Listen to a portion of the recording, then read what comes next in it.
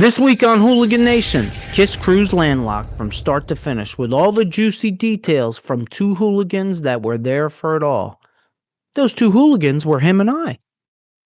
Stay tuned, cause you got nothing to lose. You got Nothing to lose. You got nothing. You wanted the best. Well, they retired. So you got two dudes in a garage. Talking KISS. Welcome to the Hooligan Nation, a KISS-Centric Podcast, the podcast where the riffs are loud, but our opinions are louder. I'm Anthony. I'm Rocco. Yes, you are Father Rocco. Thank you. Thank you. After the weekend that we had, I need somebody to bless me a couple times. What's up, hooligans? What's up, hooligans? Father Rocco and I landed about 12 hours ago from one of the most amazing weeks of our combined over 100 years of life, I think. I think that's safe to say that. I think it's safe to say we were landlocked in. So just so you all are aware, so you can be mad at me now, I did promise when we came back that we would be doing news, music we're listening to, the weekly poll, and everything else. Well, we cut all of that. And not only did we cut that, we cut it because we have so much content to go through in this episode that this would be a 3-hour podcast. I mean, if we don't pay attention, it might be a 3-hour podcast anyway. And since Father Rocco and I just got about 3 hours sleep today, we can't be doing this for 3 hours tonight. That's for sure. So we did, while we were gone, we did an episode on the 90s, 1990 to 1994, which came out on Friday, November 14th. And our intention was to do the second episode of the 90s, 95 to 99, and that was supposed to come out November 21st. Well, we changed everything, and we are going to preempt that second 90s episode, and it will come out November 28th, because we're filming this one on November 18th, and we're going to put it out for November 21st. So we're going to skip music news, music we're listening to, last episode recap, and the poll, just so we have enough time to tell y'all about the KISS Kruise Landlocked in Vegas 2025. With that being said, let's get to it. Battleborn is a collaborative effort among like-minded individuals and organizations intent on repairing and restoring people who have served our country. We do this by delivering a unique level of support and guidance to those servicemen and women who have emotional and psychological wounds. We provide support directly and indirectly in collaboration with others in our community who value those who have served this nation and its communities. For more information, go to wearebattleborn.com. Father Rocco. Yes. Where would you like to start? Let's start. You know what? Let's try to start from the beginning. Okay, cool. So some of you may be interested in this. Some of you may not be interested in this. If you're not interested in this, that's what they got the fast forward button for. But to understand what our week was like, you have to have the details. So I woke up Tuesday morning about 9 a.m. Tuesday morning and stayed up all day, packed, worked, didn't really get much done. But then I went to pick Father Rocco up at 1 a.m. Hey, that's me. That is you, yes. Yep. Father Rocco, Father Whispers. But you got other nicknames after this thing. Father Hair Gel. We'll get to that. I picked Father Rocco up about 1 a.m. Wednesday morning, and we took the hour and 15-minute ride to JFK Airport. We had to stop at long-term parking, drop our car off. We took a shuttle over to JFK. We breezed through security because it was 3 o'clock in the morning, maybe. We breezed through security except for Father Rocco's 55-gallon drum of hair gel. It was not a 55-gallon. Which, of I'd course, say he's got exaggerating flagged. just a little bit.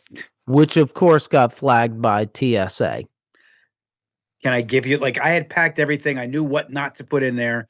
And at the last clearly, minute, you did not know what it not was to a put last, in there. listen, it was a last minute thing. I threw it in there because I'm like, you know what? There's going to be days I don't want to wear a hat, just throw some gel, whatever. And I just threw it in there without thinking. And of course, they pulled my bag. Yeah, yes, they did pull your bag. And when I tell you it was a 55-gallon drum of hair gel, It folks, was not a 55-gallon. the hair gel was the size of this coffee cup. Anybody that's ever flown on a plane knows 3.5 ounces of liquid, except for our Father Rocco. Well, I mean, you know, I fly every month. No, you fly every month. You fly the cuckoo's nest, maybe. I'm just saying, like, you know, it's an honest mistake. I don't fly often. Oh, are you just saying? Oh, all right. Well, then it's okay because you're just saying. Okay. The plane was boarding and Peter. It proven more than once this weekend. No. Continue. So our plan, before we get into anything else, our plan was to stay up all night, and then we were going to get on the plane, which I think was scheduled to take off at like 6 a.m.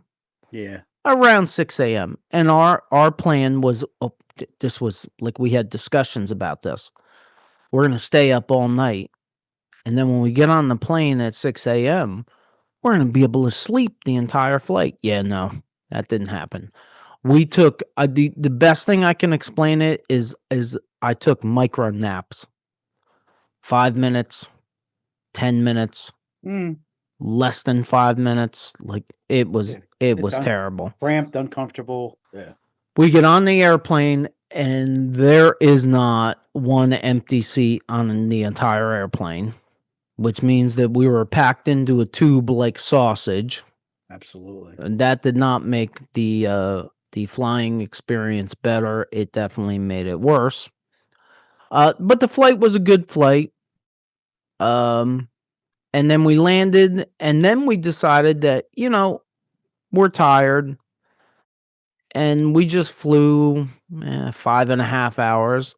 Let's go on a nightmare.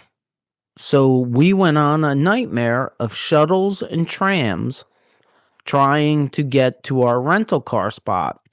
And as it turned out, we pretty much went in a circle. And after jumping on all of these buses, trams, and all these different forms of transportation to get us to the rental car, we ended up back at the airport in exactly the spot that we started.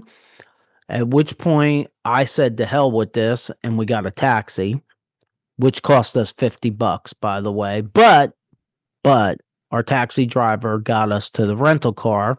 And he was cool, had good music. He was. Well, he wasn't playing any KISS, but yeah, his music was pretty good. Yeah.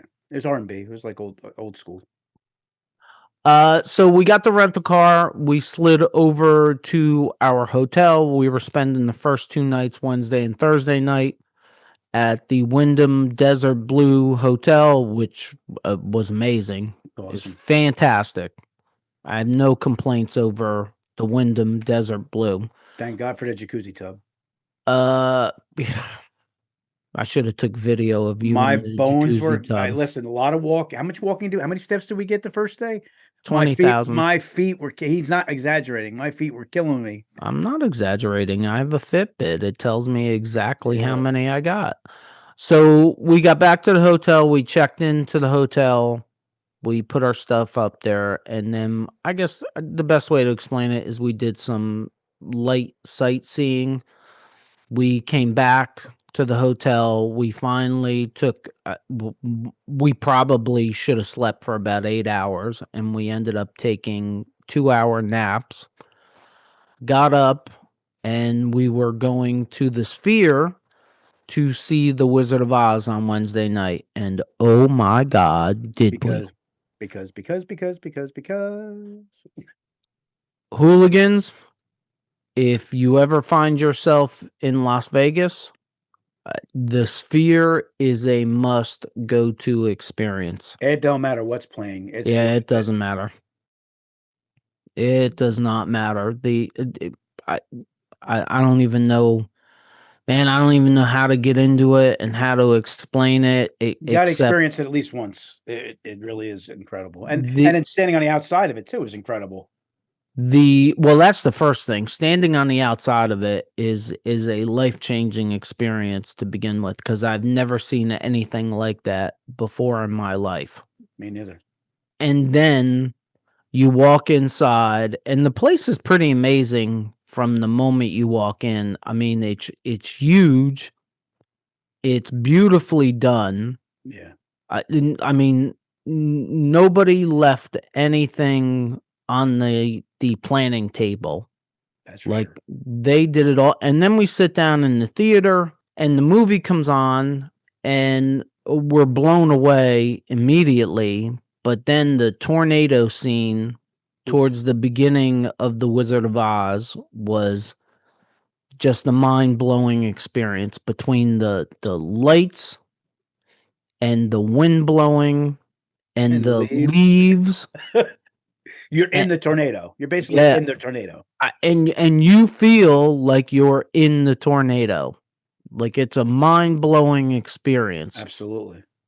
The entire movie, that was probably the best part of the 3D or 4D interaction, but the entire movie with lighting and different things they had. At one point, they had, I don't even know what would you call them things flying around? They're the monkeys. They're like flying monkeys, like Mickey Dolenz and Peter Tork and Davy Jones. Monkeys? But they had the hey, we're the monkeys. We're not monkeying around. To put in perspective, though, they're actually monkeys that look like the size of a human, but they're actually drones that are flying around while the movie's going. No, I agree with you. I kept looking like, are they real people? Because they move like they're real people. It definitely made you think that. Then we went and got a drink at a bar, and then we dragged ourselves back to the hotel, and we passed out and died for about 8 hours. Our waitress was really cool, though. It was Christiana or Chrysius. I forget her name. Christine? It wasn't Christine. It was Christine. Okay, it was Christine. But she called it something different, though. Chrissy. No, it was something different than that. Well, it wasn't Chrysius, I promise. Okay. Either way, she was really cool. And it wasn't Chrysalis either, like you told me Thursday or Wednesday night. What's her name? Chrysalis. No, that's a record company that Vinny signed to. But anyhow. It sounded like she said that, but whatever. So then we went back to the hotel, and day one, Wednesday, was done. We saw the Sphere, which definitely didn't disappoint. I think we paid $109 per ticket, and let me tell you something. I was a little pissy at the fact that I had to pay $109 for a movie ticket, but nobody told James Dolan this, but I would have paid $200 for that ticket after going there and seeing that. I mean, I would have paid $200 just to see The Wizard of Oz like that. Yeah, that was good. Thursday, we kind of chilled because we were already burnt and jet lagged. We chilled until about 4 p.m. We did a couple little things. We had lunch at the hotel, which was pretty good. And then 4 p.m., we went over to the Virgin Hotel and we checked in for the KISS event. You could check in starting around 4 p.m. on Thursday for the KISS event. You couldn't check into the hotel until Friday unless you had reservations for Thursday, which we didn't. We got all kinds of gifts, which included an autographed poster from KISS and a couple other little things, which actually we had to have shipped. So it's somewhere between Las Vegas and New Jersey right now, and I don't remember everything that we got, but good for hooligans. Neither one of us, Father Rocco or I, are collectors, so giveaways are coming. That's a hint. Giveaways are coming for all you KISS collectors. And then we kind of walked around the hotel for probably an hour and were immediately blown away at the transformation of the hotel. When I tell you people, they turned the Virgin into the KISS Hotel, there's no way to explain it. This episode is going to be filled with video and still photos because it you can't explain it without pictures. Everything was KISS. I mean, KISS music played 24 hours a day. Every wall was covered in KISS photos. Elevator doors. The elevator doors, each of them had full-length pictures of KISS. The gargoyle from the early stage shows were out. The piano that Eric Singer plays Beth on was there. The entire hotel was just a KISS hotel.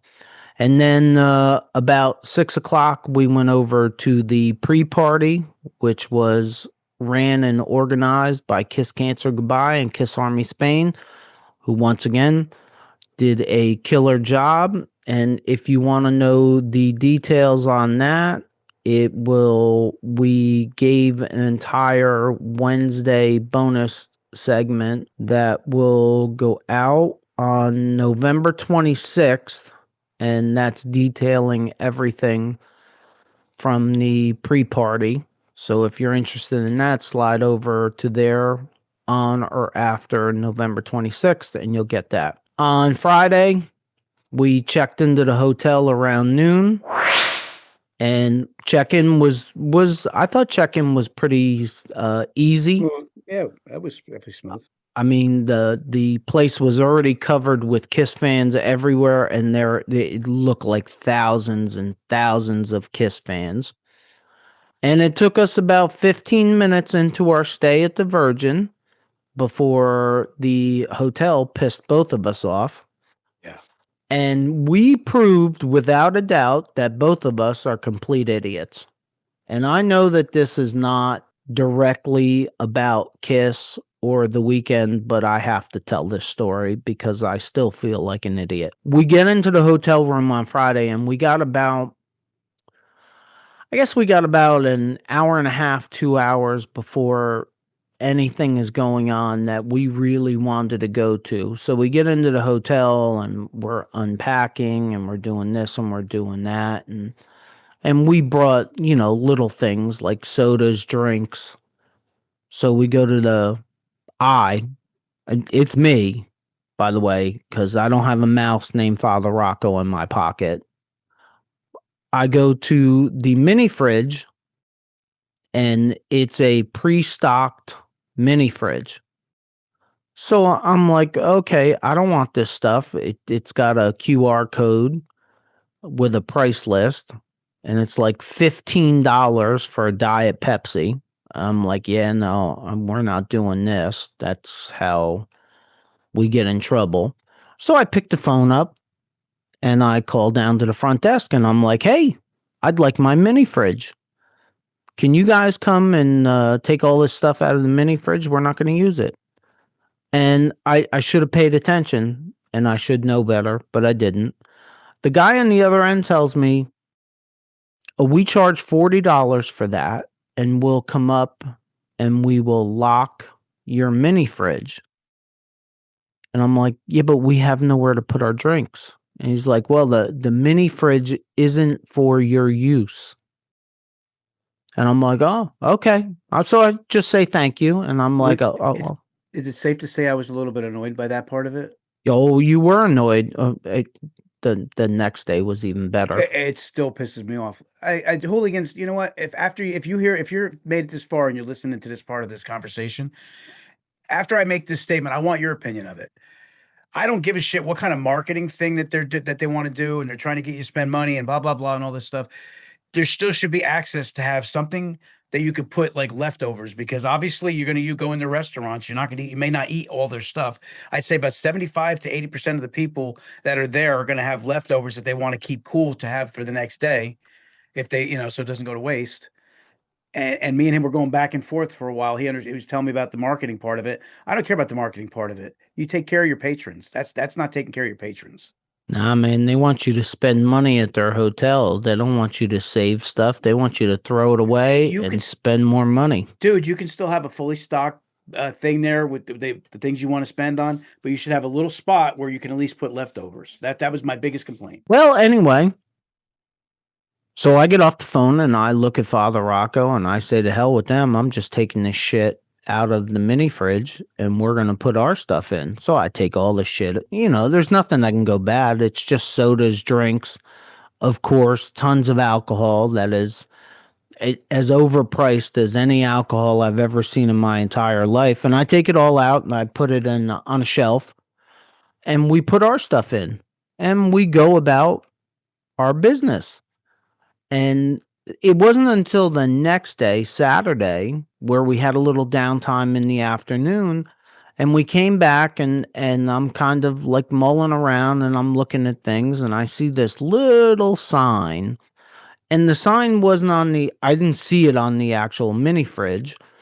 It was on a little box that was on the top of a entertainment center right under the TV. And it had a protein bar in these little clear tubes.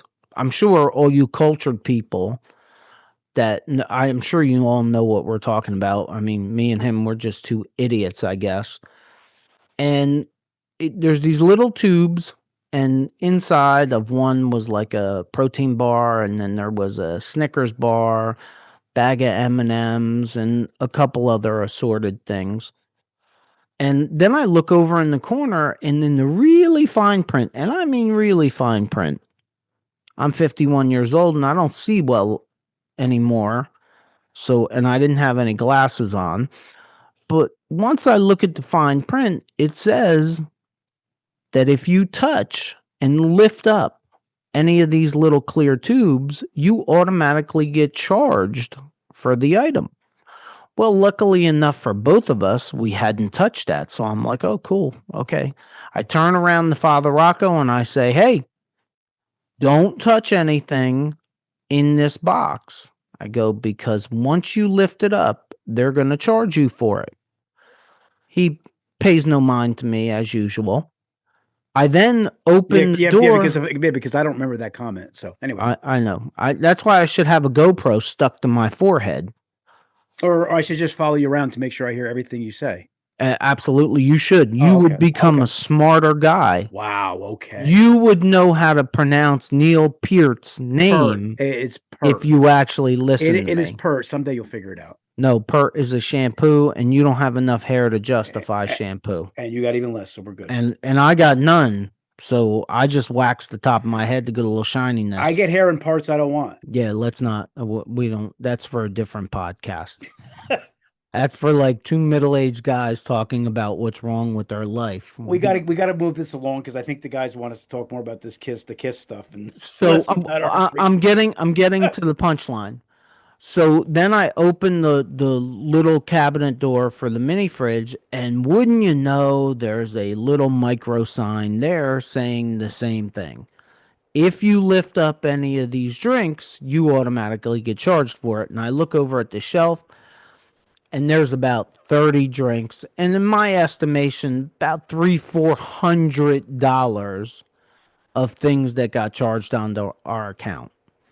So I'm panicking. I'm not telling him that I'm panicking, but I'm in a panic. I pick the phone up, I call the front desk, and I'm like, I made a big mistake, and I need your help. And the guy starts laughing. He knows what I've done. And I explain it to him, and he goes, okay, put it all back, and I'll take the charges off, and somebody will have to come up and inspect the mini fridge, and we'll be all good. So I'm like, that's great, thank you. I get off the phone, and I start putting all the drinks back into the mini fridge that I shouldn't have took them all out of, by the way, but, well, I am what I am. And I turn around to Father Rocco, and I say, hey, we just got hit with all this mini fridge charges and everything. Like, he's right there when I'm on the phone, but he don't always pay attention, in case you guys didn't pick up on that or not. And I tell him the whole thing about the sign, and it's like, it's got some weight thing underneath, and if you lift it up, it automatically charges it, and blah, blah, blah. And I'm like, I got all the charges fixed, but we can't touch any of this stuff. He responds, okay. I sit down on the bed. I turn the TV on. The part of that I didn't catch was that you can't even lift it up. But you can edit that part out. That you can't even lift it up. So I sit down on the bed. I turn the TV on. He gets up. He walks over to the TV, to that box that I'm talking about, and he turns around and looks at me and says, "What is an intimacy kit?" No, is that what it's? No, romance. Romance. What is a romance kit? He then takes his hand and puts it on the box, lifts it up, and shows it to me. And I'm like, I was kind of making a joke about it. I'm like, what the hell is this thing? And I'm like, dude, I just told you can't lift that stuff. Got to call down to the same guy. And I'm like, hey, it's me again. It's the two idiots from the 18th floor. We did it again. And he starts laughing again, and he took the charge off, and we ended up not getting charged for anything, but I thought that was funny. Anyway, that might be the last. Well, it probably won't be the last joke that we tell throughout the day. So then after that, we go down. We watched KISS Nation, which was one of the cover bands. We watched them from the room.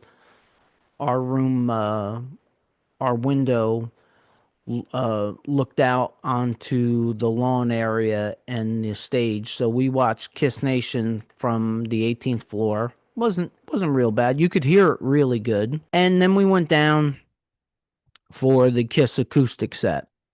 And that started at I think about 3:30. And the KISS acoustic set kicked off with a moment of silence for Ace Frehley, which was led by Paul Stanley. And we're talking about Ace. So, we certainly had differences, but that's what family is about. And why don't we take a moment, a little quiet, think about him looking down on us from Jendel, probably. And let's have a moment for Ace. Candles up.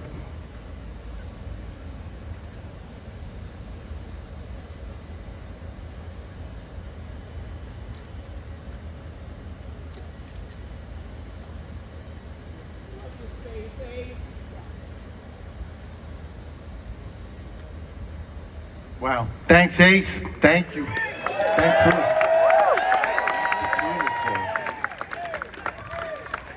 us. So here we are.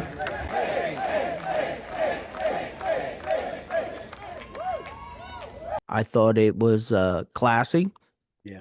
I thought it was, and we talked about this in past episodes, that I hope they did something. Well, that's what they did. Paul spoke about Ace for a couple minutes. They did a moment of silence. It was very classy, very well done, I thought. And then KISS, Eric Singer, Tommy Thayer, Paul Stanley, and Gene Simmons were up on stage, and they went into an acoustic set. And it starts out with Coming Home, See You Tonight, I'll Be Back, of course, a Beatles song, A World Without Heroes, Hard Luck Woman, which I thought was a great rendition of Hard Luck Woman with Eric Singer. Yeah, that might have been one of my Paul favorites. Stanley both singing it. Yeah. Christine 16, they kind of played twice. Yeah, Paul made a funny joke saying it's actually these days it's Christine 60. Nothing to Lose, Going Blind, Hide Your Heart, another great rendition. Plaster Caster, Beth, and Love Her All I Can. For the band playing the first time in just about 2 years, the only thing I can say is they are either that good or they put a lot of time in the rehearsals, because is pretty amazing, I thought. Yeah, I definitely think overall, I think they put all the time leading up to this. They definitely put a lot of effort into rehearsing. And I'm gonna tell you all this. It's out there on the internet and all in these Facebook pages with these keyboard warriors shit talking Kiss and the set list and everything else. Trust me, don't believe any of that. I don't think you'll find anyone that was there that would really have anything bad to say about Kiss's performances, either one of them, the acoustic or the electric set. I mean, No, and one of the, I mean, you can correct me if I'm wrong, but probably the biggest thing has always been that Paul's voice is going, and Paul's voice I thought sounded it didn't sound, it was a shell of what it once was, but I still feel it was really strong. yeah, he was good. I mean, Father Rocco and I talked about this. They have finally started to cater songs. It seems that he can still sing. Right. Like instead of ripping into songs that he just can't do anymore, they started to add songs that he can still do, which is great for It all makes of us. Yeah, it makes me happy that that they're doing that. Like if you're a fair weather Kiss fan, you're not going to Las Vegas for a Kiss event like this. These are all hardcore Very fans. true. Like you Right. play anything in the catalog and they're happy with it. And if it's something you don't normally play, most hardcore Kiss fans are 10 times happier anyway. Right. And listen, the other thing is that I'll say is like my personal, not him necessarily, but my personal thing about the Kiss cruises in the past is I can't afford it. I'm not really a cruise guy anyway. The hell with it. Immediately when it was like landlocked, I'm like, hmm. And then he had mentioned it. We found a decent package, and I'm like, let's do it. Now, after having going, and the reason I'm bringing this up is because if you're a diehard Kiss fan and you can afford it, put your pennies away. Because when they have these events, whether it is on a cruise or it's like in Vegas, if you're a Kiss fan, being able to experience that, it's if you experience it once, you're going to want to experience it again. That's what I'll end there.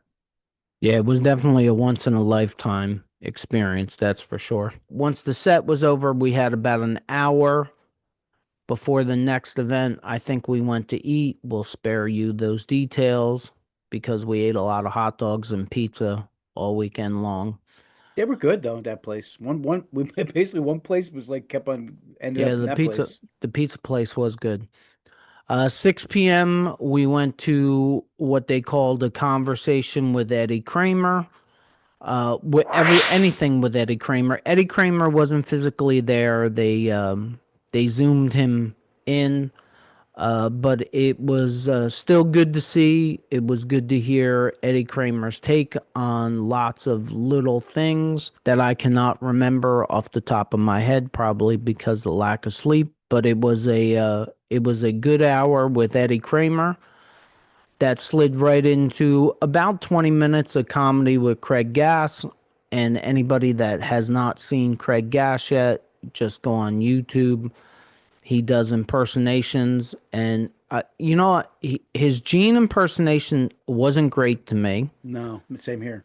but his Sebastian Bach impersonation Fantastic. was killer, dead on.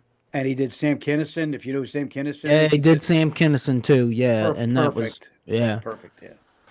And after Craig Gass, Quiet Riot came on at 7 p.m.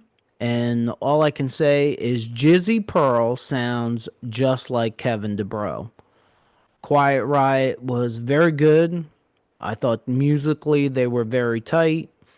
I'm not the biggest Quiet Riot fan, but to hear Come On Feel the Noise and all that, I thought was great. And then after Quiet Riot, Piercy DeMartini came on and blew the stage out. Yeah. Warren DeMartini just killed it from first song to last song. Stephen Piercy sounded good. And he's such a veteran. Like you could just see he owns the stage. Yeah. It's so old hat to him. You can see that he just knows how to interact with the crowd, get through each song really smooth. Oh, not to mention too, not just DeMartini, the other guitarist, Cavizzo. Carlos Cavazo. He was pretty damn good too on stage. Yeah, he was. It was kind of weird. It was weird for Quiet Riot to come on. It was weird for me for Quiet Riot to come on and then leave the stage, and then Rat comes on and Carlos Cavazos and Rat. That was kind of weird to me a little bit. That was a little weird. Yeah. But Piercy DeMartini were definitely worth the price of admission, just like Quiet Riot was. It was a great night. We get out of there, I don't know, probably about 11 o'clock, and Father Rocco wants to go to Kiss Karaoke. And we go to Kiss Karaoke. And Father Rocco sings, but never fear, hooligans. What are you talking about? I have it on video. You recorded that? Yes, I did. But I didn't know you recorded it. if we ever start a Patreon, it'll be on the Patreon. But we don't have a Patreon right now, so I know. Honestly, send that to me. I didn't know you recorded that. you'll have to. Of course, I recorded it. I need material. I know, but you didn't tell me you recorded it. I really didn't know you recorded that. And then the second, what I think is the second Virgin Hotel asshat moment, out of nowhere at like 12:40, they like bust into the club where they're doing the karaoke and they shut it all down. They don't give us a reason why. It didn't make any sense to me. It was 12:40, but they shut it down. And lead up, I was going up there to sing a song for you. Like I literally was ready to do Love Gun. You were gonna sing to me? I told you pick a song. I get up there and am I wrong? I'm right, literally ready to hit play, and the DJ's like, they won't let me play it. The Virgin Hotel missed Father Rocco serenading me in the middle of Kiss Karaoke. It wasn't that kind of moment. That Love Gun's one of your favorite songs. It's a song you picked, and I was going to go up and do it for you. If you would have started serenading me with Love Gun, I would have put a rose in my mouth and got down on one knee. Hooligans, isn't he funny? Well, anyway, so they shut us down. And it's probably a good thing that they did shut us down because it was 12:40, and Father Rocco and our asses were dragging about 10 feet behind us at that time. And the song I did was Mama, I'm Coming Home. I didn't even do a Kiss song. I know. Terrible. Terrible. We should pull your Kiss card. No, they did. It wasn't a Kiss song I wanted to sing. So then Saturday, the day started early for us Saturday. Three Sides of the Coin did a live podcast from within the hotel. It started at 9:30. We went down there. We stayed there for about 45 minutes. I think it was supposed to be an hour. We stayed about 45 minutes. It was cool. They had a lot of people there. They had a couple guests. I can't remember off the top of my head who the guests were. Ace's road manager. He had some interesting stories. Yeah. I can't remember his name. I apologize. I did not walk around with my notebook, which if we go to another KISS event, my notebook will not leave my side. But then we slid over and we were going to do the first meet and greet, which was with Chris Jericho, Piercy DeMartini, Quiet Riot, and both cover bands, KISS Nation and Mr. Speed. And when we got there, it was only an hour for a meet and greet with all of those people.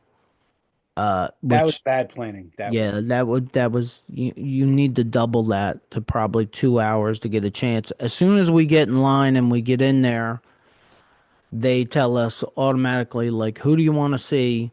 You can only choose one. You're not going to get to anybody else. So we chose Jericho.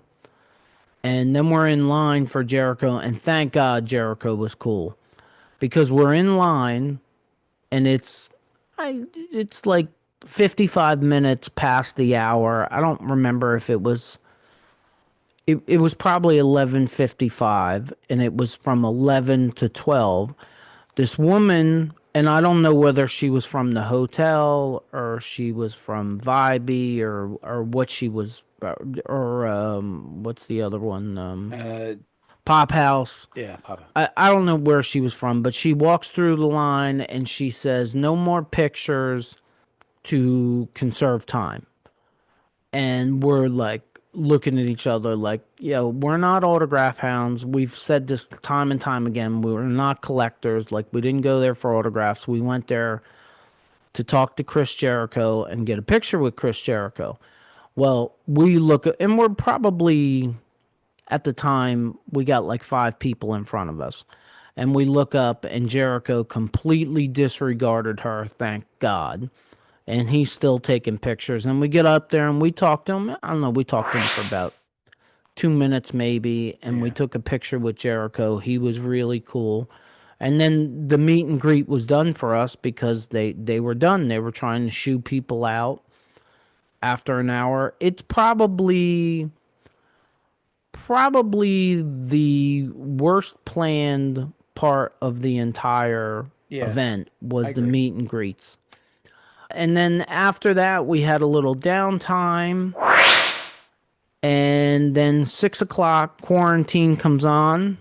And I will give you Quarantine's set list, which, by the way, was also amazing and mind-blowing in every way. So Quarantine set list starts out with I Just Wanna, Heaven's on Fire, Heart of Chrome, Good Girl Gone Bad, All Hell's Breaking Loose, a guitar solo, Let's Put the X in Sex, Fits Like a Glove, Who Wants to Be Lonely, another guitar solo, Domino, Silver Spoon, Creatures of the Night, All Night, Unholy, and they end on Turn on the Night. Now, Hooligans, first off, they did a fantastic job. Amazing job on KISS songs. The best part of it is hearing songs like Let's Put the X in Sex and Turn on the Night live. Because to my knowledge, KISS has never played either one of those songs live. And I can tell you this much. Quarantine's version of Turn on the Night might be better than KISS's version. It's pretty close. I mean, it was great. I mean, there's some songs that you could see that Chris has a little bit of difficulty with singing, but not on that song. Yeah, not on that song, but he's got Turn on the Night down. He did a really good version of Let's Put the X in Sex, and that wasn't the only one. No, I mean, like I said, that's me saying that about his voice. He did. They sounded great. Yeah, they were great. He is another front man that is an incredible showman. Yeah. Commanded the stage. I would definitely go see Quarantine again. Me too. That's for sure. And then once Quarantine comes off, Sebastian Bach comes on, goes through a set list. What Do I Got to Lose? Slave to the Grind, Here I Am, Big Guns, Sweet Little Sister, 18 in Life, Can't Stand the Heartache, Freedom, Shock Me, which was probably the highlight of the show, Piece of Me, Future of Youth, Monkey Business, I Don't Know, Ozzy Osbourne cover, which was really good also. Yeah. I Remember You and Youth Gone Wild, and rinse and repeat for what I said about Jericho. Sebastian Bach is a showman. All over the stage, the screams are amazing. All his songs, singing-wise, they weren't all great, but the screams were great, and I felt like he got better throughout the show. His voice got better as time went on. I mean, he's still got pipes. I mean, for his age now and for all the years, I thought he sounded really good. There were some times where I forget. I think it may have been not Youth Going Wild. The other one, 18 in Life. 18 in Life. I was a little disappointed with his performance on that one, but I think majority of the set, I thought he killed. Yeah, again, and you're going to hear this over and over again in this episode. He killed. The band was great. I mean, it was almost like orders came down from KISS. Like, if you're going to go out there, you got to put on an A+ show. Yeah. And everybody put on an A+ show. Yeah, well said. And this is what's going to take up most of our time here. Next up is the KISS Unmasked Electric set. And I'm not sure Yeah, I'm not sure how much of this we can really get into detail because there's so much of it. But I'll start out with the set list. It was Deuce, Take Me, Hotter Than Hell, Calling Dr. Love, Got to Choose, Watching You, Cold Gin, I Love It Loud, Love Her All I Can, Let Me Go Rock and Roll, Black Diamond, Detroit Rock City, Shout It Out Loud, Do You Love Me? We'll stop there for now. There was 2 encores. They did not go off the stage and come back on. Paul made a statement about that. They're not going to do the whole show thing of going off stage.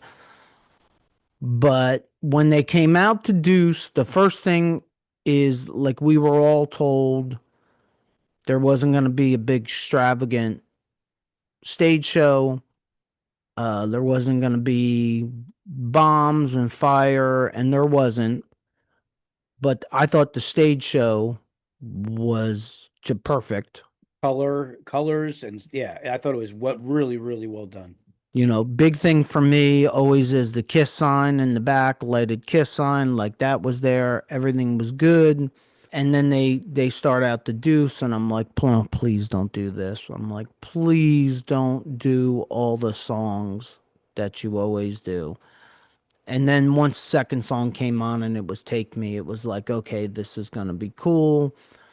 Take Me, Hotter Than Hell, Watching You, Love Her All I Can, Let Me Go Rock and Roll, Do You Love Me? Like, these are songs, some of these songs are in set list, but they're not in every set list. All right, and Do You Love Me, like I said, the end of that song, I don't know if you remember telling you, it was different. They did put a little twist on the end of it, and I thought it sounded really, I've always loved that song, and I thought they made it sound even better, and better that time. The band sounded the best that they've sounded in at least the last 15 years. Eric's drums were big, loud, and crisp. Paul's voice held up on pretty much all of the songs. And I don't know if you agree, he midway through he was really feeling good, and he started giving a little bit more, some of his high pitched stuff he started throwing out there too. Yeah. Like, yeah, he's definitely good. It was very much like a science project type thing, I think. And they kept saying, hey, we sound pretty good.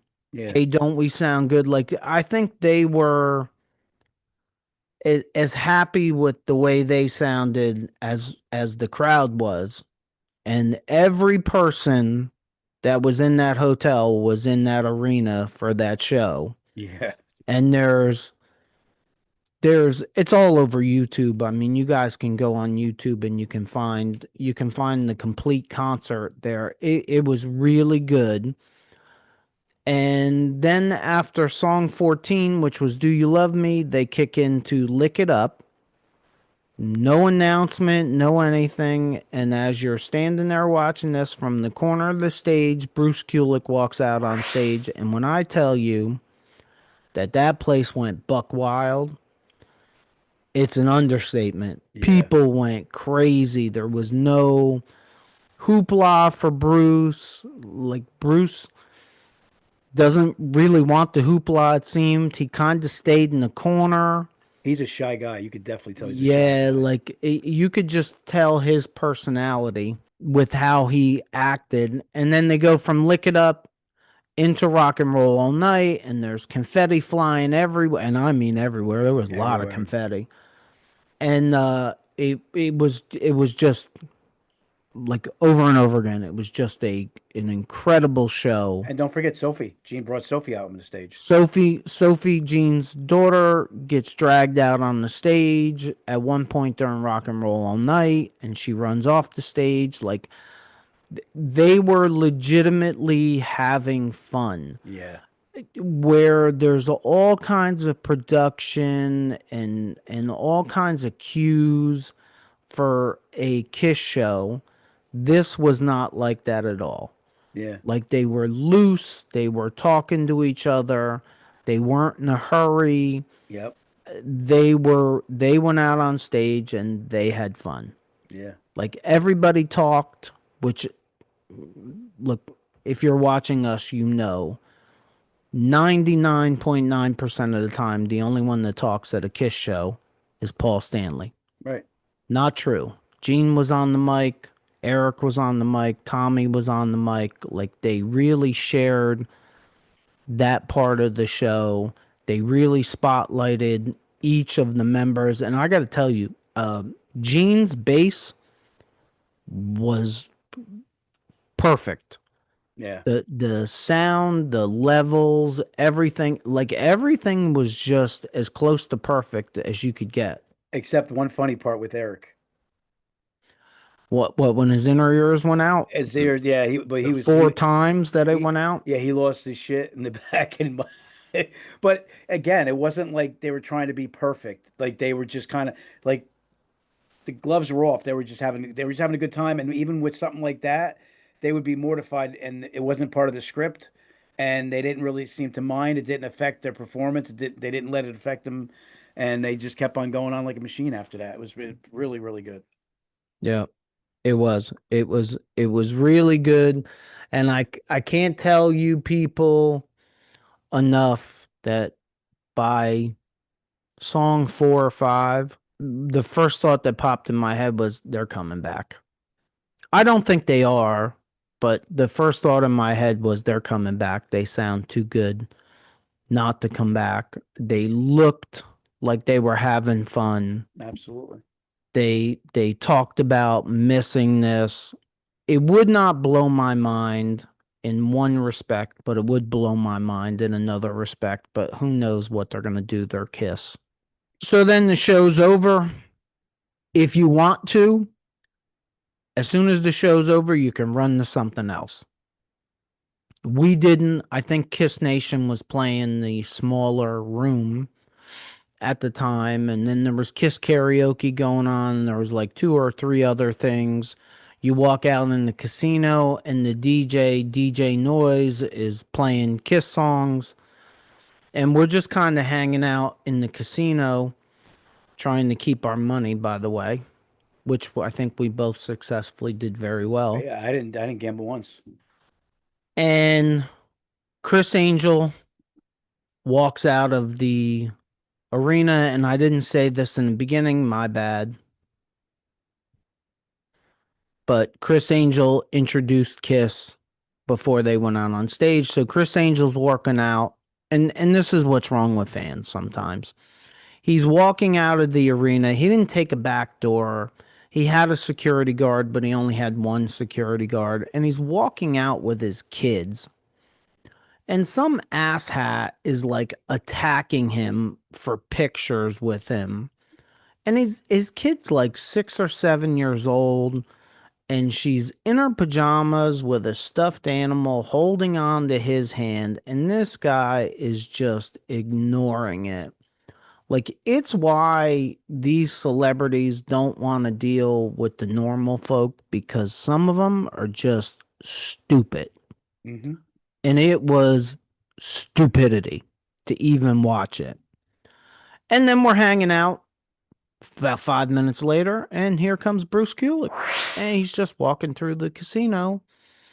He had Lisa, his wife, with him at one moment, but she kind of ducked out, I guess, at some point. And we stopped Bruce. We got a quick picture with Bruce, but you're Bruce Kulick. You're at a KISS event. If he would have spent another 3 seconds there, there'd have been 100 people surrounding him. So he was getting out of there as quick as possible. And that about ended our Saturday night. We pretty much crawled to the room. Pretty much. Oh, no. Was Saturday the day with the rain? Yeah, so I got to go back a little bit in time. We leave the hotel room to go to the Q&A on Saturday night, and it is raining in our hallway. And I'm not kidding. It was raining in the hallway. The roof was leaking, and it was raining in the hallway. So big shout out to Virgin Hotel. Good job. So that pretty much ends our Saturday. And thank God, because I don't think Father Rocco and I could have stayed awake and been productive much longer, No shot. because by that time it had to be 1 a.m. And then our last day, Sunday, last day of the KISS event, starts out with a Q&A with Chris Jericho, Bruce Kulick, and Bob Ezrin. Bob Ezrin was zoomed in on the big screens. And it was a great hour. Jericho's entertaining. A lot of talk about revenge and Carnival of Souls. And I don't know if they specifically said this, but it came across to me that Ezrin was supposed to produce Carnival of Souls, but ended up not doing it for some reason, which it would be interesting to see what that would have sounded like if Bob Ezrin would have produced it. Bruce discussed the Creatures event that was in Nashville, I think 2017 or 18, with Ace and Vinny. And as usual, Bruce was kind and gentle towards Vinny, but he did say he would never want to do that again. And Jericho was kind of peppering him here and there, trying to get him to say something about Vinny, and Bruce wouldn't do it. Well, Jericho's story was pretty funny about how Vinny was on top of the tank playing a solo in the very beginning, and people were walking in saying, "Oh, that's really cool." And then like 20 minutes go by, and they're like, "He's still doing it?" Yeah. Yeah. Well, that's Vinny. I mean, that's kind of the definition of Vinny right there.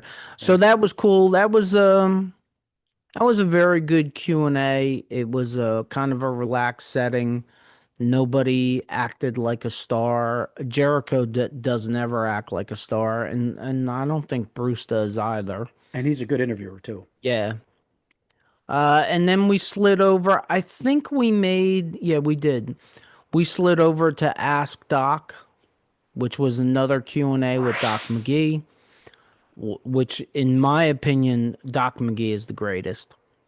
He really is. I mean, his answers are direct and blunt, whether you like them or not. They let certain fans that are down in the expensive sections, they let them ask questions. And somebody asked Doc about a book, and you could hear everybody in the crowd like, "Oh, a book." And Doc killed that shit immediately, and with the answer he gave, I thought was the greatest answer. Yeah, I agree. And what might make him the greatest rock and roll manager of all time. He said, "Yeah, I don't think a book is in my future. You got to understand, these are my children, and I have to protect them. It's my job to protect them, not to write a book that's going to be filled with dirt." Because everybody knows nobody wants to read a book that's a kumbaya book. Right. Everybody wants to read a book about dirt.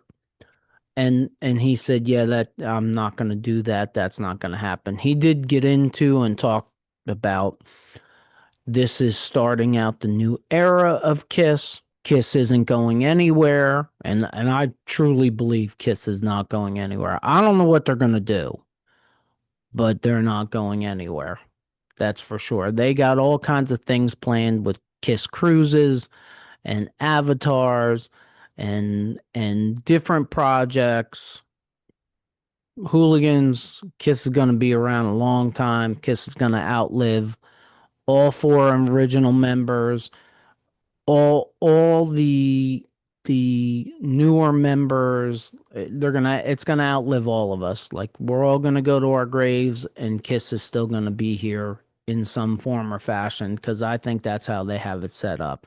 I agree. So after that, there was a little gap, I think. There was a Q&A with KISS, which was a damn good hour. Paul said he does not write unless there is a project, and well, Paul is writing. So take that however you want to take it. I don't think you're going to get a KISS album. I think they're going to create new music to come out in 27 with the avatars. Like, that's and nobody said that, but that's what makes the most sense to me. And I think from there, you might see a song here and a song there. I don't think you'll ever see another full album, but it's good to know we might get new KISS music. Yeah, I agree. Gene was asked about Ace and Peter and said he should have used more tough love with both of them instead of letting it go just to get through it. I thought it was a poignant statement. I also think it's probably true. And he went into more detail, like you're out on tour and you just want to get along. So they didn't say the things that they should have said. They didn't do the things that they should have done. Somebody asked about the Tom Snyder interview, and Paul and Gene went into a pretty detailed account of why they were unhappy, just how they were trying to promote the Dynasty album and the Dynasty tour, and Ace was throwing a monkey wrench into their promotion and marketing. And I know you're chomping at the bit to bring this up because it was a point to you, but I thought the most telling thing that they said the entire hour was that Ace used to like to do that to them, and Peter loved it when Ace did that to Paul and Gene and knocked them off their game, and they all went in. Paul and Gene seems like they went into everything with like a plan, and Ace and Peter went into nothing with a plan. They just went with it. And when Ace did that with the Tom Snyder interview, Peter, and you can see on screen at the time that Peter's loving this. Oh, yeah. And they confirmed that Peter had the best time because Ace was kicking Gene and Paul in the nuts. Paul said he hopes Ace lived the life that he chose to live. He did make the statement that he thinks he did. I think everybody thinks he did. Look, Ace was Ace. Yeah. There's no better way to explain it. Ace did what Ace wanted to do. He did it the way he wanted to do it.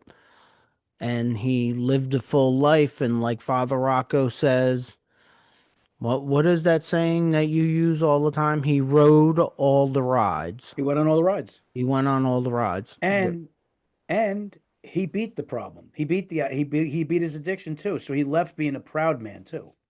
Yeah, I got to tell you, throughout the whole weekend, and we saw lots of different people.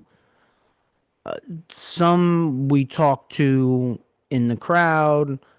Some were on the stage doing Q&As. Every single person made a point. Every single person that had anything to do with Ace Frehley professionally, whether it was band members or management or whoever it was, made a point to say Ace had been sober for the last 15, 16, 17 years. No, he never fell off the wagon. It's disgusting, number one, that you have to answer that question. But when there's, excuse me, everybody, I'm using the T.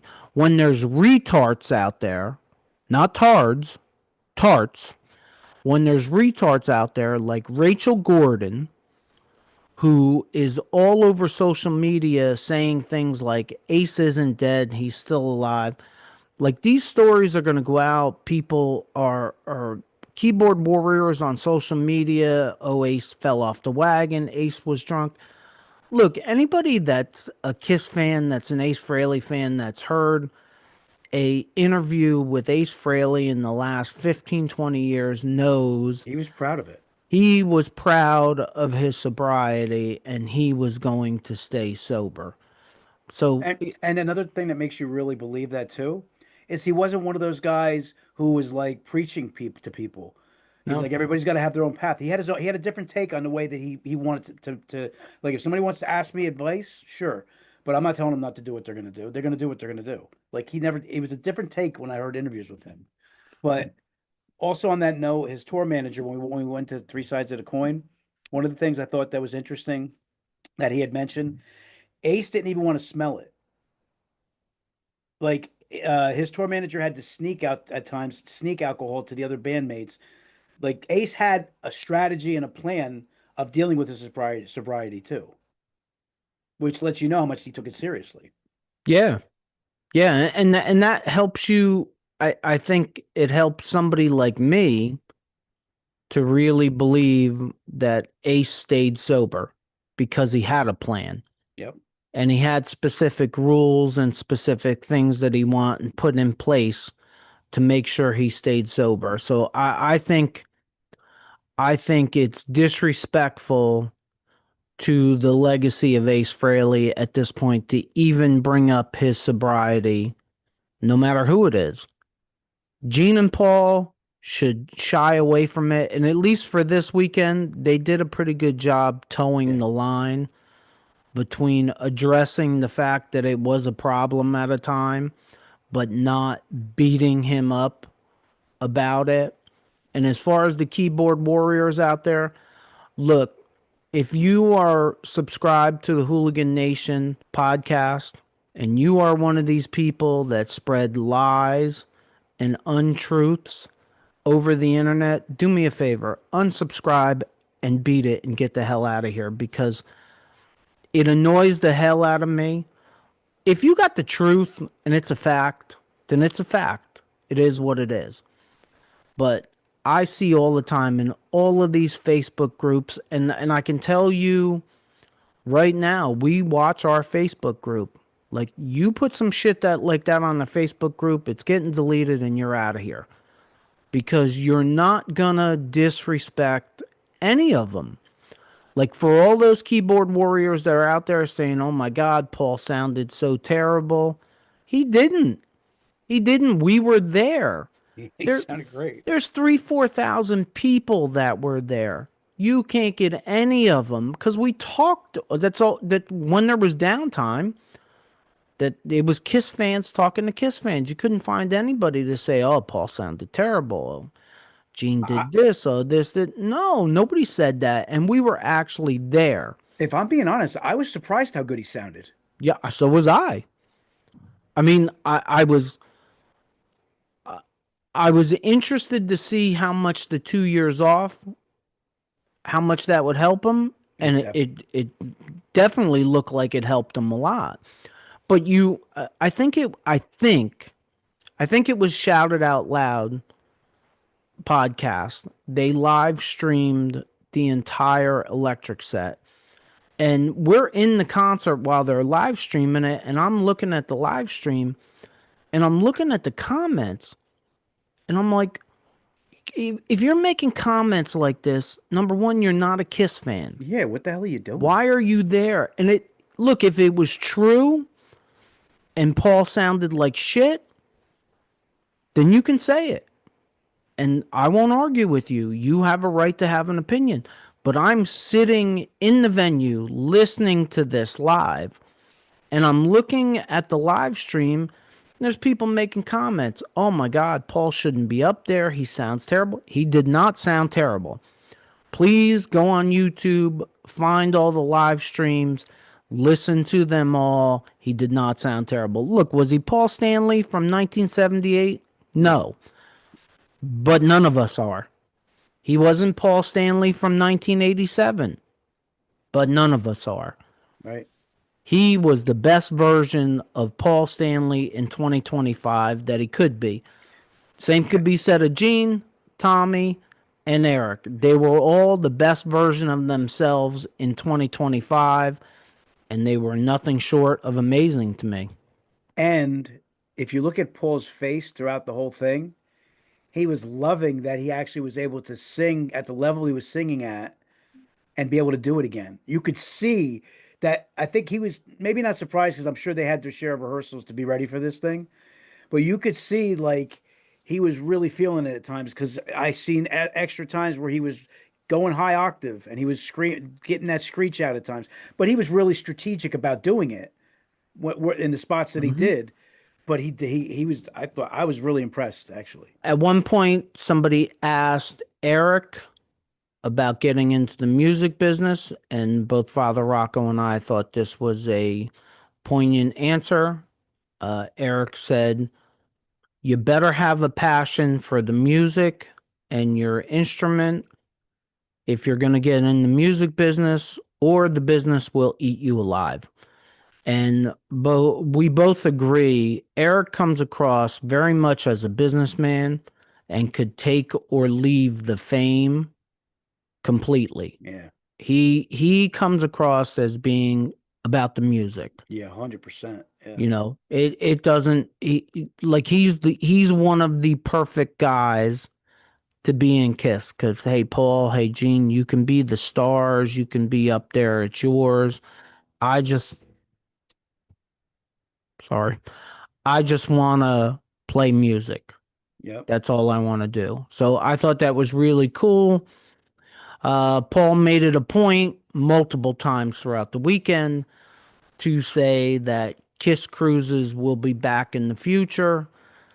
I'm really neither here nor there with that. I can tell you this much: if they do KISS Cruise Landlocked in Vegas 2026, I will probably be there. Yeah, I'm gonna hold off if they do a KISS Cruise, only because I want to see the details, but I would like to be there because it's definitely worth it. So after the KISS Q&A, the Bruce Kulick band comes on.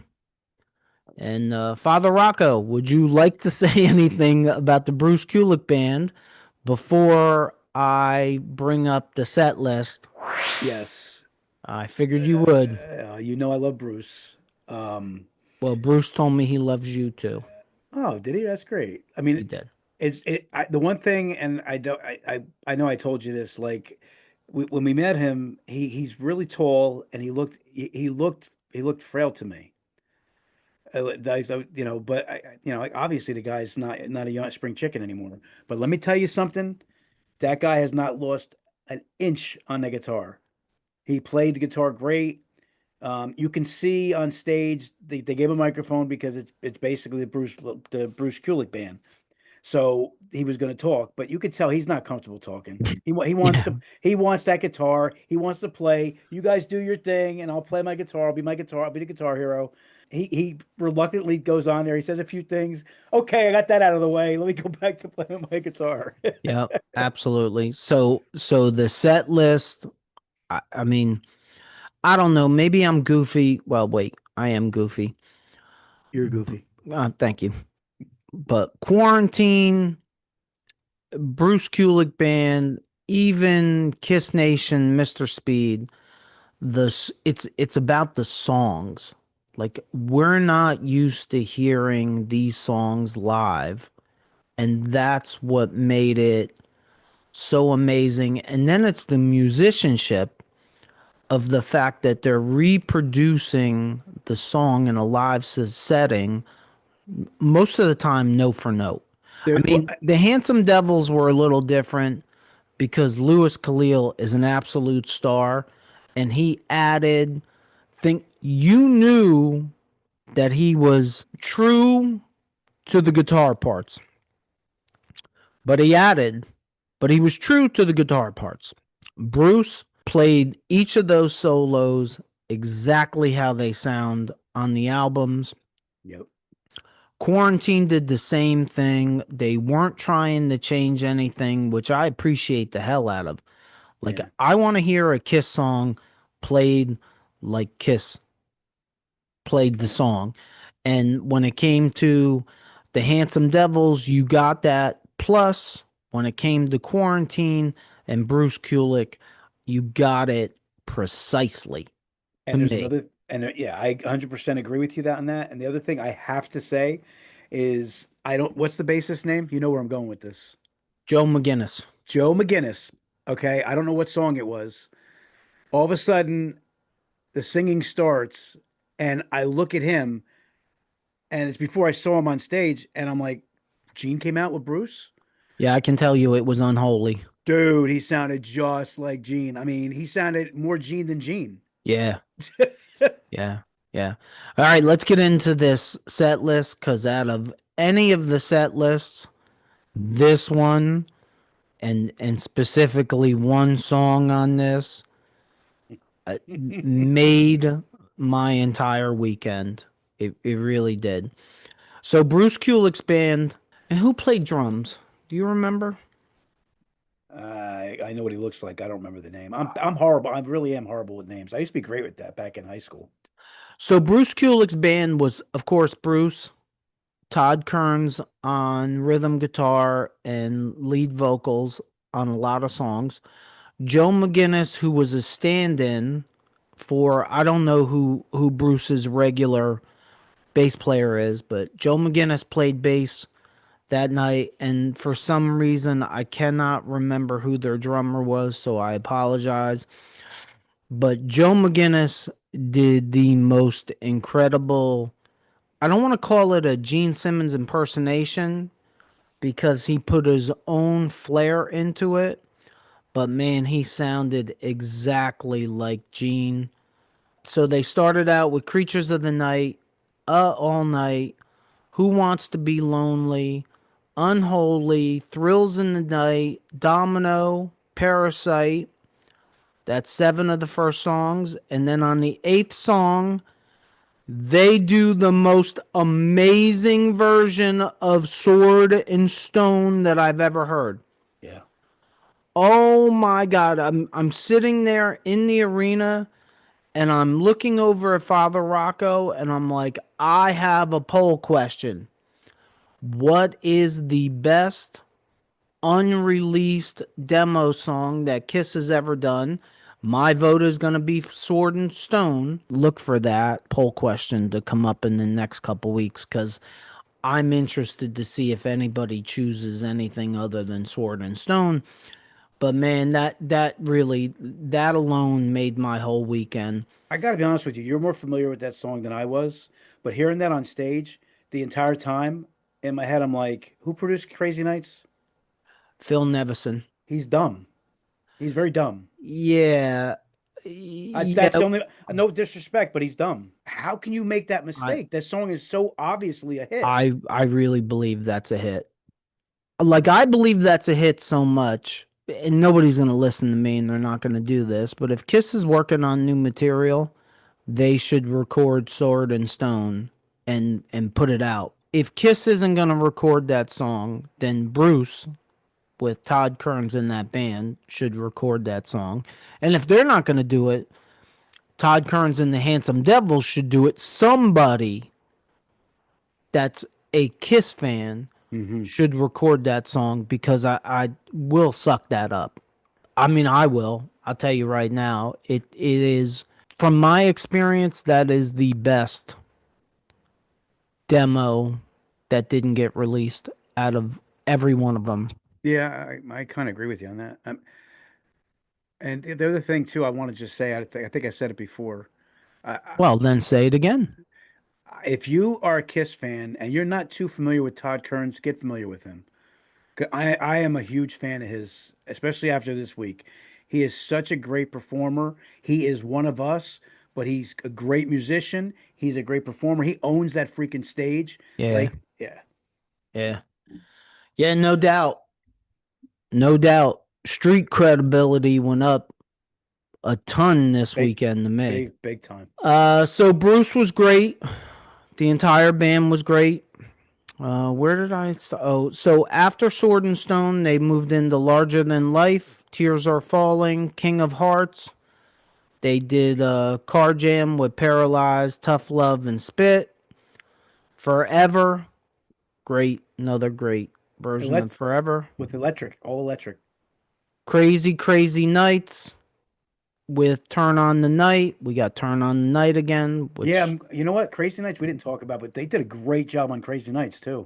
They did a great job on Crazy Nights. Everybody did a great job on Turn on the Night because they took the keyboard. There were no keyboards in it, and they hardened Turn on the Night up. And again, if somebody would put out a version, and I'm not sure if Frankenstein, I think Frankenstein has put out a version of Turn on the Night without the keyboards. And And if you don't know who Frankenstein is, it's not the actual guy like this that walks around with makeup. no, just search YouTube for Frankenstein. And if you don't know what we're talking about, when you find him, you'll fall down. Yeah. So Crazy Nights, Turn on the Night, and they ended the night with God Gave Rock and Roll to You. Not a bad song on the set list. They killed every song. And then we go in. It's funny. I don't know why. I don't know why they did this, but they had Bruce Kulick start, and then Black and Blue came in almost like the headliner. I have no idea why they did this. It was probably the second big mistake of the weekend, because when Bruce walked off the stage and the band walked off the stage, if there was 3,500 people in the arena at the time, 3,000 of them walked out the door. Yeah. And Black and Blue played to about 500 people. And Black and Blue killed it. I mean, to the 3,000 people that walked out and went to eat or went to gamble, you missed a really great show. And you did not need to be a big Black and Blue fan to, I mean, they do a whole choreographed show at some parts. Yes. Jamie St. James, again, I'm sorry, folks. I've never seen Black and Blue live. We saw him. Yes, you did. I did? They warmed up for KISS. Oh, maybe I did. I don't know. That was a long time ago, but I had a lot of head injuries. That's where he met. That's where Tommy met the KISS. That's where it all started for him. Right. Okay. Well, But I don't remember seeing Black and Blue, but you're usually right unless you're wrong. So that is the nicest thing you've said to me in months. yeah, you're usually right until you're wrong. But Black and Blue was great. And then last three songs of the night, I think last three songs, Four. Tommy Thayer got up there. They had a couple great kumbaya moments, hugging each other and everything. It was kind of cool to see. Tommy was having a lot of fun. Yep.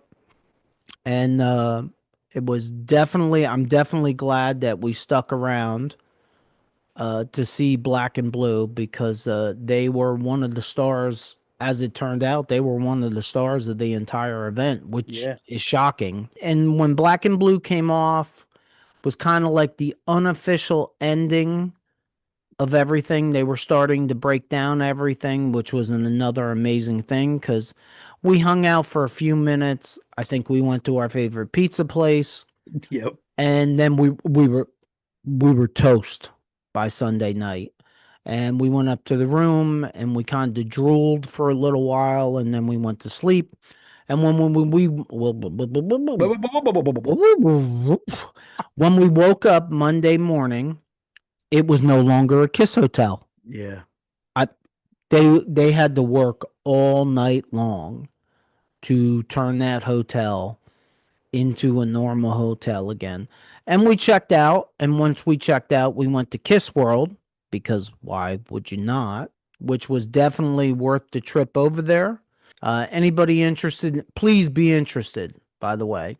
For an in-depth explanation, check out our Wednesday segment, which will come out on December 3rd, because we did the best we could taking pictures and videos of the entire museum and the mini golf area, which is a black light glow in the dark KISS mini golf.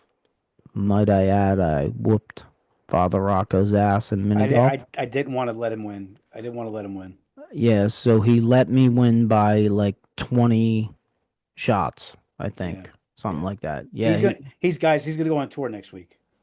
I'm gonna go on tour. You're gonna go on miniature golf. Mini golf tour? Yeah, Mini I'm gonna be tour. a professional mini golfer. Yep, with my mini brain. But our busting balls aside, it's really a wild experience walking through there and playing. I mean, the detail and the design and the thought that went into that, man, I'm telling you.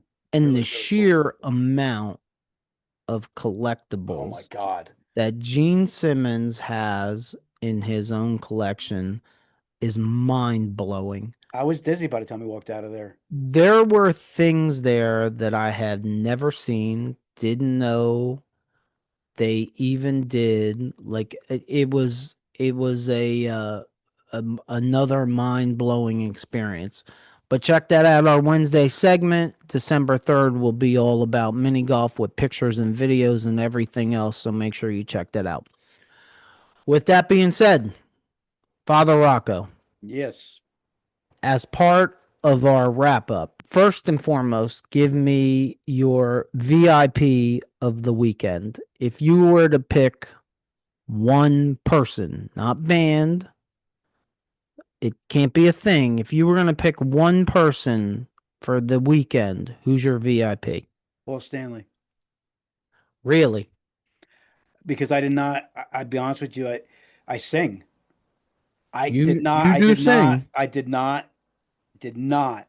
I Expect, have visual proof that you do yeah, sing. but I did not expect him to be able to. I mean, he was. It was shot. 2 years. He put. You could tell he's put a lot of effort into it because he was not going to embarrass himself anymore. He sounded really good. So just from that perspective, going in not expecting much, not expecting to be a little bit sad, I came out of there having like Paul had the ego back. He had that bravado back with the voice. He did. Unfortunately, and I think Paul's in the conversation, and I'm not taking anything away from him because I think he did an amazing job.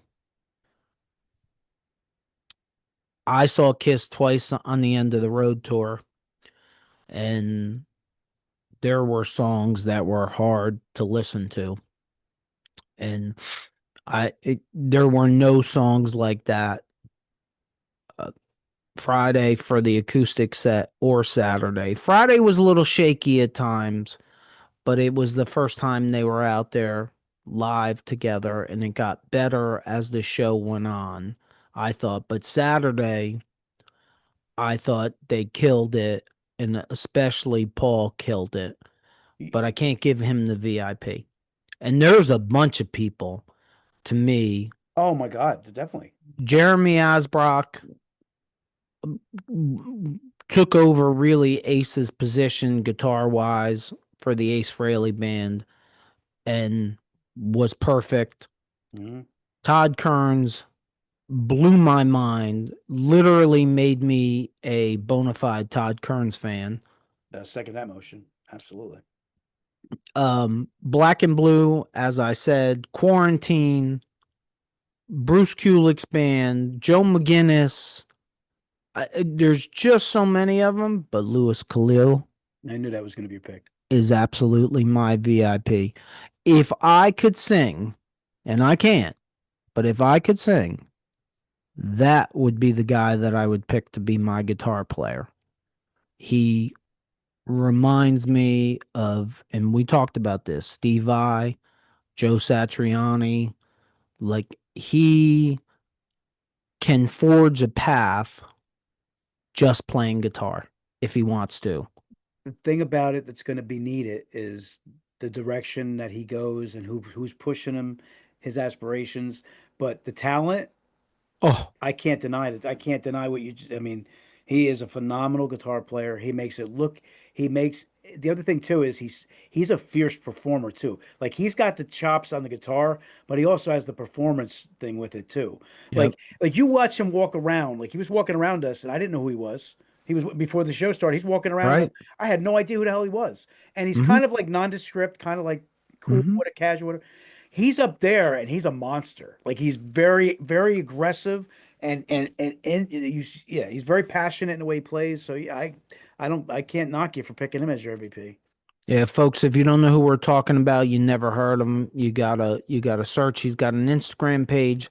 I haven't looked yet, but I'm sure there's video. I know there's video of the Handsome Devils from the pre-party that's on YouTube. You got to check that out. This kid, he's a kid. He's 25 years old. He is so advanced at 25 years old. I can't wait to see what he does 5, 10, 20 years from now when he has more experience. The sky's the limit. We may be looking at the next bona fide guitar hero. Yeah. So he is my choice for VIP of the weekend. Good choice. And it was not an easy thing to choose. Second question. What was your favorite set list? Like, what was the best band? Ooh, that's tough. Let's make this other than Kiss. Let's make this other than Kiss.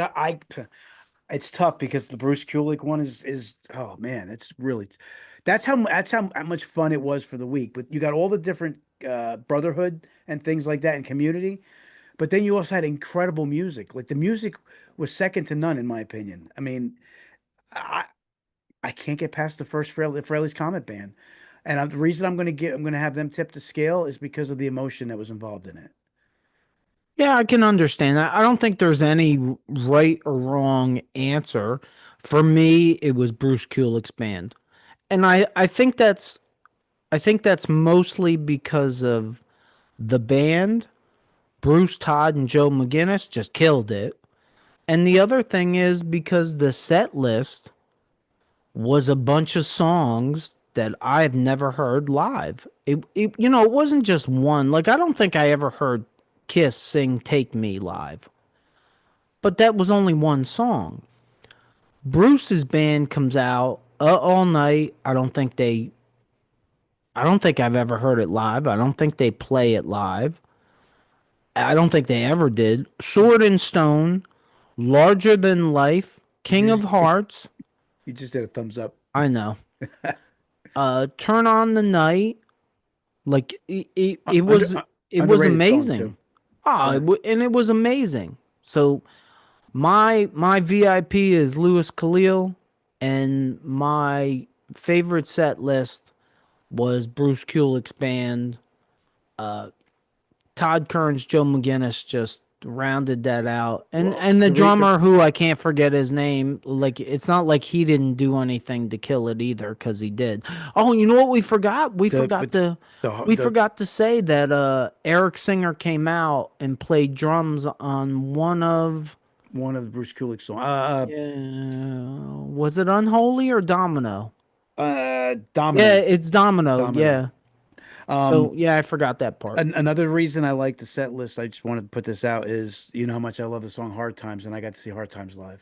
Yeah, that's what I'm talking about. Where else would you hear Hard Times live from anybody? I mean, I'd rather hear Ace sing it, but that's an impossibility. So to hear somebody sing it and respect the song and make it as close to the Kiss version of the song as possible, which everybody did a good job of that. Yeah.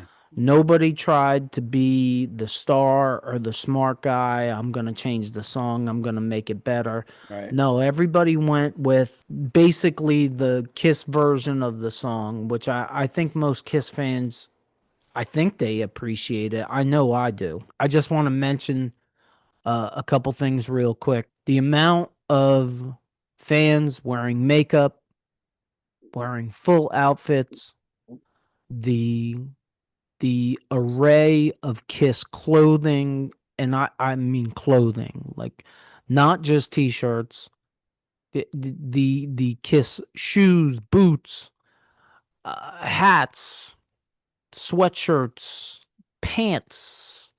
I mean, it was a fashion show. And I think it was Friday night. Father Rocco doesn't always observe very well. He looks over at me towards the end of the night and he says, I can't believe there isn't more people wearing makeup. And I look at him like he's crazy, which you people all know what that look is because you see it on the show a lot. What are you talking about? I go, I've seen like 15 people today wearing Kiss makeup. And he's like, no, you haven't. Where did you see that? That there isn't 15 people. And we're walking towards the elevator to go back to the room. And he's, I think you're wrong. I love when he says that. I think you're wrong. And then the elevator door opens and there's a guy standing in front of us in full Peter Criss makeup. And I just look at him and he goes, just don't. And he walks into the elevator and I feel set up. I don't think we spoke of it until the next day. And that conversation was, I feel like I got set up. And then of course he sees, now he's paying attention to it, and you notice how many people are wearing KISS makeup. I got one last thing I want to say. Please So take your time. we're getting ready to go on a flight. We got a steak. We're at a steak place, getting something to eat, hanging out in the airport, and it's kind of like a sad thing in a way, right? Because the KISS event's over. So we're just sitting there, just kind of waiting because our flight doesn't take off till 11 o'clock. So we got like 3 hours to kill. So a lady comes in the place and she sits down, and I notice she's wearing an Ace shirt. Oh my God. And I'm trying to get her attention. At some point I go, hey, cool shirt. I want to give a shout out to Deborah because we had conversations with this lady, and she's got stories for days, a lot of KISS memories and things like that. So she became a hooligan that night also, and we're going to have a lot of interaction with her. You may actually see her on the podcast at some point. Yeah, you very well may see her on the podcast because she's got personality and she's entertaining, and she can tell a story. So Absolutely. yeah, well, I can't even say that. She agreed already to come on because we hit her with that 10 minutes into the conversation, like, because she's got a lot to say. And she got a cool Ace Frehley tattoo, which I'm sure he'll show the pictures of. She just got her Ace when Ace passed away. She got an Ace tattoo. So, and look, if you're a hooligan out there and you support us and you watch us regularly, number one, we appreciate you and we appreciate what you do for us.